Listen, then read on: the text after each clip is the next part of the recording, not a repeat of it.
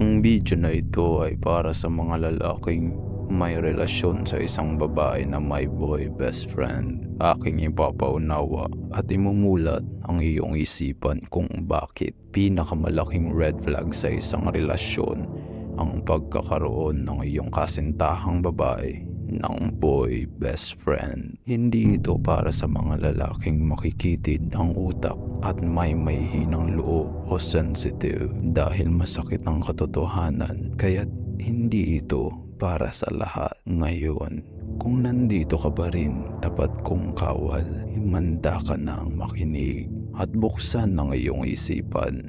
Boy best friend kung tawagin. Alin nga ba ang mas matimbang sa dalawa? Boyfriend o boy best friend? Ang tanong na iyan ay walang kabuluhan, gaya ng pagkakaroon ng isang babae ng boyfriend at boy best friend at the same time. Walang kabuluhan ito. Oo, alam ko, marahil ay makakatuwiran kayong mga kababaihan na kaibigan nyo lang sila o halos kapatid na ang turing nyo sa isa't isa. May kasabihang, beware of a wolf in a sheep's clothing. Umunawa ang may pantinig. Kung ikaw si lalaki na boyfriend at pumapayag ka na may boy best friend ang kasintahan mong babae, isa kang hangal. Ito ay ipot sa ulo mo na hindi mo na nga inaalis. Pinaparami mo pa. Gaano mo man pinagkakatiwalaan ang boy best friend niya.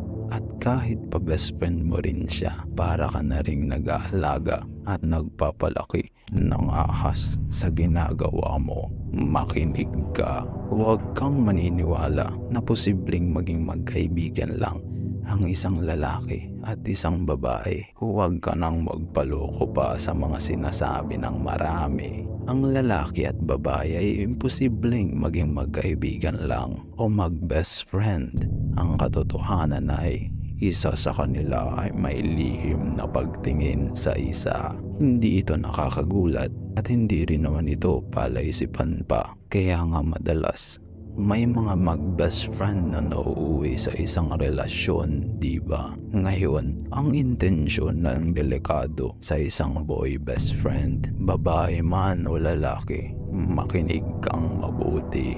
Sa mga hindi nakakaalam, ang mga boy best friend ay naghihintay lang ng pagkakataon na maka-score. Iyan ng katotohanan. Ang masama at ahas nilang intensyon ay ang maghintay ng sandaling mag-away si boyfriend at si girlfriend upang lumapit si girlfriend sa kanya para magpa-comfort o mangailangan ng makakausap. Isang pagkakataon ito sa kanya upang samantalahin ang kahinaan ni babae. At isa lang yang senaryo sa dami-dami ng pwedeng maging dahilan. Mas martir ang babae kaysa sa lalaki. Kaya naman, magtaka ka na kung bakit sobrang bait ang pinapakita ni boy best friend sa'yo, babae. Dahil may masamang balak iyan. Huwag na tayong maglokohan pa. Kaya nga hindi ba't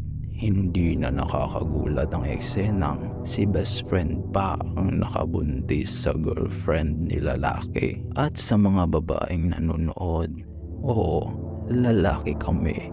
Kaya alam namin ang takbo ng isip ng kapwa namin lalaki. Ang salitang pinoprotektahan ay ibang-iba sa salitang kinokontrol. Makinig ka, tapat kong kawal.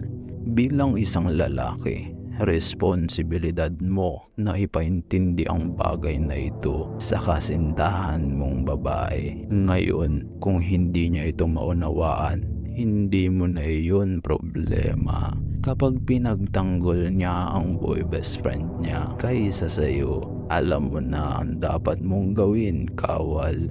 Lumayo ka na at iligtas ang iyong sarili dahil dito pa lang natalo ka na sa laban, sapagkat malinaw na hindi siya karapat-dapat sa'yo dahil sa kanyang di pag-unawa at pagdisang-ayon sa sinabi mo ay para na rin niyang mas pinili ang kanyang boy best friend kesa sa'yo. Maging matalino lalo na sa pagpili ng babaeng iyong makakasama habang buhay. Dahil pagdating ng araw na kayo'y maging isa, ang babaeng iyong pinili ay maaari mong maging kaligayahan o sakit ng ulo habang buhay. Tandaan mo, isipin mo ang iyong sarili at mga magiging anak mo. Maging matalino sa pagpili. Umunawa ang may pandinig. Hanggang sa muli, tapat kong kawal.